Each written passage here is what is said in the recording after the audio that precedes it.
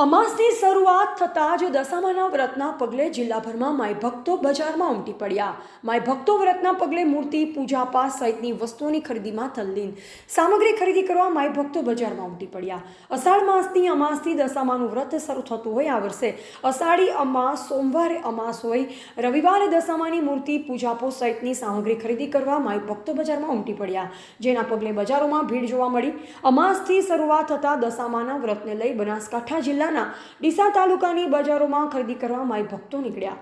અધિક શ્રાવણ માસ શરૂ થતાની સાથે જ હિન્દુ સંસ્કૃતિના તહેવારો પણ શરૂ થતા હોય છે। તહેવારોની મોસમ શ્રાવણ માસથી શરૂ થતી હોય અમાસની શરૂ થતા દશામાના વ્રતને લઈ ડીસાની બજારોમાં સવારથી જ નાગરિકો માય ભક્તો પોતાને ગમતી દશા માતાની મૂર્તિ ખરીદતા નજરે પડ્યા। દશામાના વ્રતમાં જરૂરી પૂજાપો શણગાર સહિતની વસ્તુઓ લેવા બજારમાં ઠેર ઠેર માય ભક્તોની ભીડ જોવા મળી હતી। સવારથી જ બજારોમાં દશામાની મૂર્તિ પૂજાપો અને શણગાર સહિતની વસ્તુઓ ખરીદવાને લઈ બજારમાં મોટી માત્રામાં નાગરિકો ઉમટેલ હતા। અષાઢ માસની અમાસના દિવસે દશામાના વ્રતના માય ભક્તો પ્રારંભ કરતા હોય છે। દશામાની પ્રતિમા, પૂજાપો, ફળફળાદી સહિતના અનેક સામગ્રીની ખરીદી કરવા માટે માય ભક્તો બજારમાં ઉમટી પડ્યા હતા।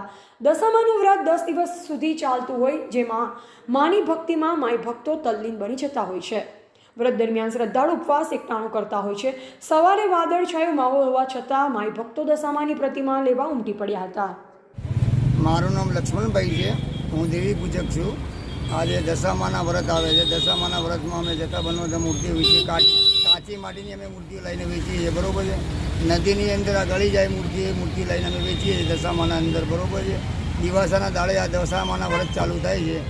દિવાસાના દાડે બહેનો દિવાસાના દાડે વ્રતથી ચાલુ થશે એટલે ઠેઠ નદીના 10 દાડા વ્રત કરીને નદીના અંદર મૂર્તિઓ પધરાવવા જાય છે, બરોબર છે। આપણે હોલસેલનો ભાવ કરીએ છીએ, એટલે નાની મૂર્તિ 30 રૂપિયાથી મોડીને આપણે 100 રૂપિયાના ભાવની મૂર્તિ આવે આપણે પહોંચે।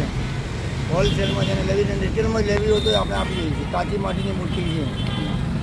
આજે તમને આ દશામાના મૂર્તિનો જે બિઝનેસ કરો છો, હા, એ કેટલા ટાઈમથી કરો છો, કેટલા વર્ષથી કરો છો? આ તો બિઝનેસ લગભગ જ્યારે દશામાના વ્રત ચાલુ હતા, જે દશામાના વ્રત ચાલુ હતા અને ત્યારથી જે દશામાના પરગત્યાના 5 વર્ષ પહેલાં અમે એના 5 વર્ષ પાછળના ભાગમાં અમે આ વ્રત ચાલુ કર્યા પછી મૂર્તિ લાવવાનું। આ વ્રતનો મહિમા શું હોય છે? આ વ્રતનો મહિમા એ છે કે વ્રતની અંદર જે રાજાનો મહિમા છે, આ રાજાનો મહિમા છે। રાજાને અંદર આ દોડા કોઈ બાંધવાના મહિમા છે, કોઈ પૂજાપાના મહિમા છે। આ વ્રત કરવાથી અને વ્રત બહેનોને ફાળવે છે અને એની પૂજા સફળ થાય છે આ પૂજા કરવાથી।